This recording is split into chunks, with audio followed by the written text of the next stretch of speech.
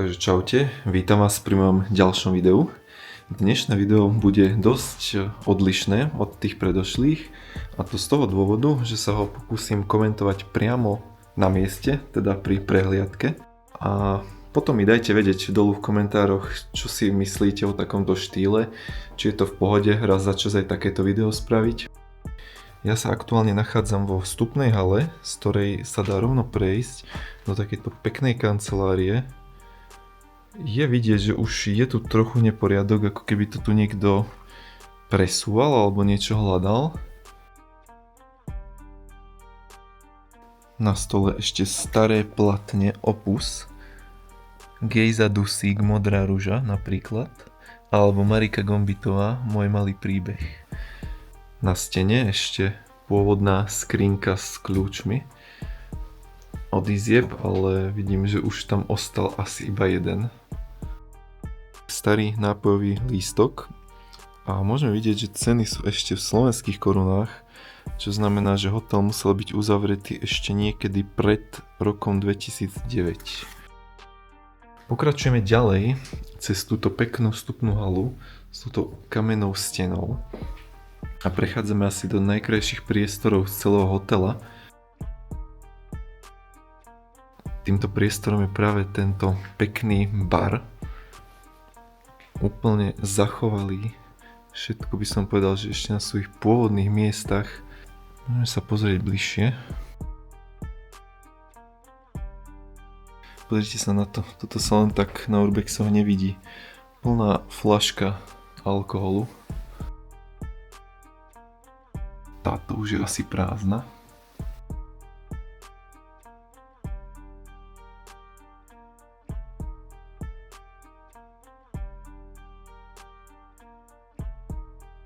Poďme sa pozrieť bližšie na barový pult.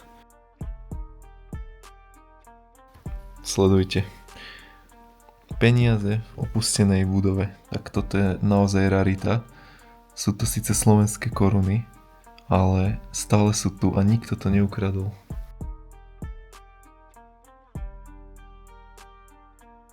Pred nami takáto spoločenská miestnosť aj s krbom. Ďalej tu môžeme vidieť zväzky kľúčov, pravdepodobne od rôznych skladov v budove alebo aj izieb.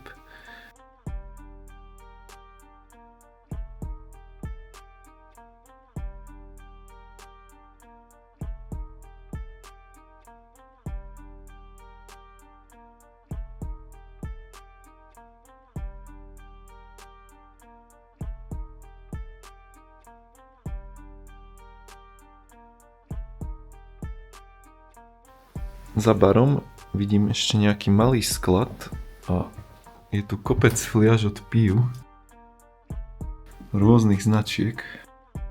Takže teraz už sa nachádzame v už spomínanej spoločenskej miestnosti aj s týmto pekným krbom. Hostia si tu mohli spoločne pozrieť televíziu, dokonca tu mali až dve.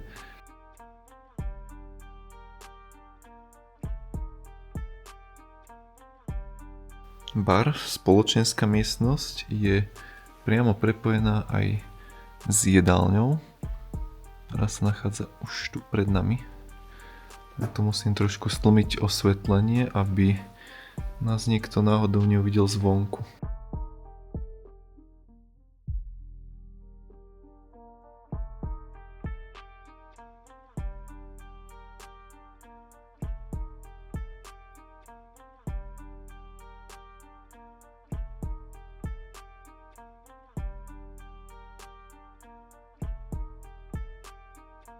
Všetky stoly sú ešte pekne prestreté, dokonca aj dekorácie na nich ostali, kvetínky vo vázach. Fú, a sledujte toto. Staré jelenie trofeje, len tak pohádzané v rohu miestnosti. Nevyznám sa, ale myslím si, že takéto veci majú dosť vysokú hodnotu. Čudujem sa, že sú ešte stále tu.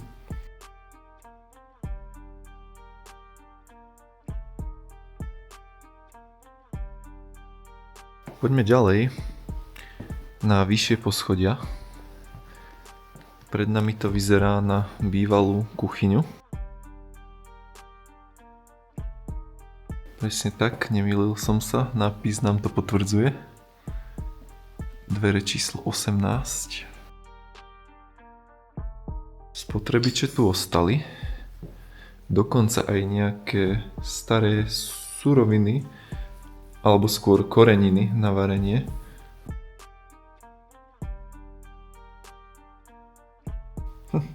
Tak vidíme, že niektoré spotrebiče už nefungovali pravdepodobne aj v čase prevádzky hotela.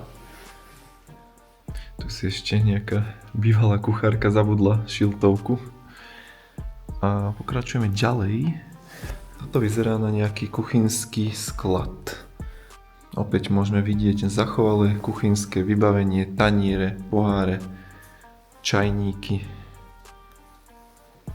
Nič nie je rozbité na zemi, žiadne sklo, len prach, samozrejme, keďže sa tu už dlhé roky neupratovalo. Ale nič zničené. Opäť ďalšie skladové priestory. Bedničky plné fliaš, tentokrát od Pepsi. Poďme sa pozrieť na dátumy na jednej z fliaš, celkom ma zaujíma. Máj 2005. Takže vyzerá to tak, že práve ten rok 2005 mohol byť posledným, kedy toto zariadenie ešte bolo v prevádzke. Fú, tak toto nevyzerá vôbec dobre. Staré plesnivé zaváraninové poháre.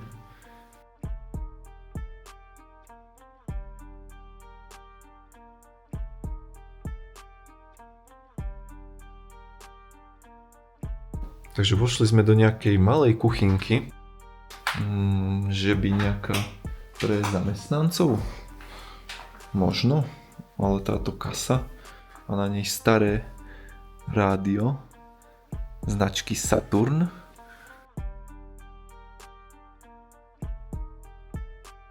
To je škoda takýchto starých historických kúskov, že to tu len tak leží. To už by bolo možno pomaly aj do múzea vhodné. Takže až teraz som si všimol tento nápis na dverách, že kuchyňa. Ale vyzerá, že tá kuchyňa je priamo prepojená aj s izbou, v ktorej dokonca ostali v skriniach aj nejaké šaty. Dokonca aj kabelka. Čo som si všimol, každá izba disponovala aj vlastnou kúpeľňou. Takže hotel bol na celkom, dá sa povedať, vyššej úrovni. Nebola to len nejaká stará ubytovňa, kde ste mali proste vecka aj sprchy jedny na celú chodbu. Aha, izba je len jednoposteľová, čiže vyzerá to, že buď nejaká vedúca kuchyne tu mohla bývať, alebo prevádzkarka celého tohto hotela. Na polici starý počítač. Týmito schodami som prešiel do kuchyni a chodbami pre zamestnancov sa to dalo takto pekne obísť a vyšiel som opäť sem na bar. A teraz už sa teda poďme pozrieť hore, kde by mala byť ubytovacia časť. Pozrite sa, ako je zaujímavo spravená ubytovacia časť. Je z nej vlastne výhľad priamo dole na spoločenskú miestnosť. Takýto pekný drevom obložený balkón je tu vytvorený. Všetko, aj schody sú drevené. A tu už máme chodbu s izbami, ktorá prechádza takto skrz celý hotel až sem dozadu. Poďme sa pozrieť na nejaké z izieb. Asi nebudeme prechádzať úplne všetky.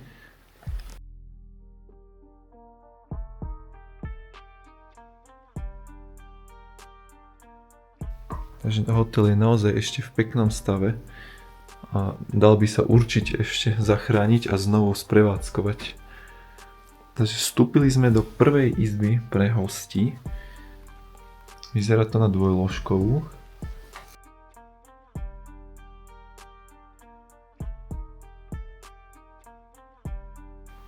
Pokračujeme ďalej touto tmavou chodbou. Nazrieme ešte do nejakých izieb. Ešte vám natočím jeden pohľad z tohto balkóna. Naozaj sa mi veľmi páči, ako toto vymysleli.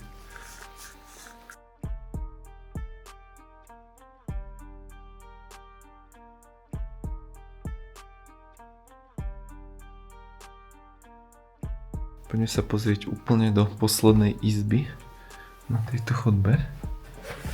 Ale vyzerá, že to je naozaj všetko úplne rovnaké ako cez kopírák. Opäť dve postele, polička, ale tu je dokonca aj rádio.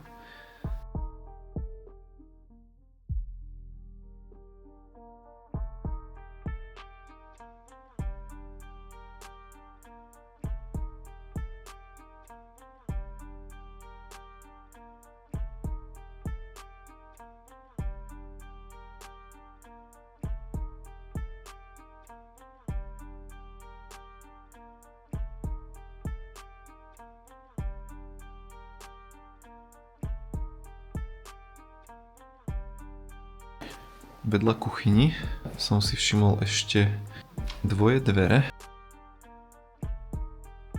Poďme sa teda pozrieť, čo sa tam nachádza. No, tieto sú dokonca zamknuté, ale kľúč tu je. Dobre, vyzerá to na ďalšiu izbu.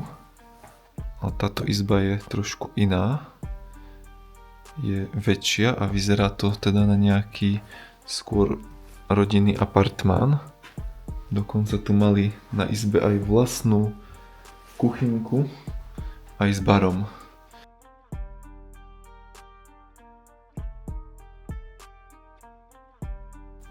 Takže dvere číslo 1 a jedná sa pravdepodobne tiež o ďalší rodinný apartmán, kde mali dokonca aj vlastný šatník.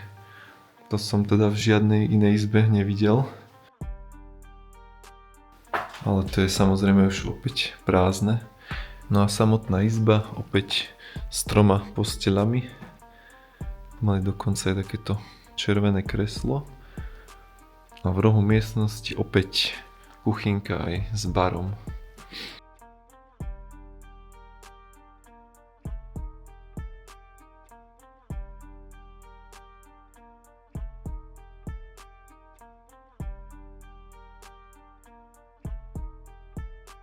No a z tohto rodinného apartmánu sa s vami zároveň aj lúčim.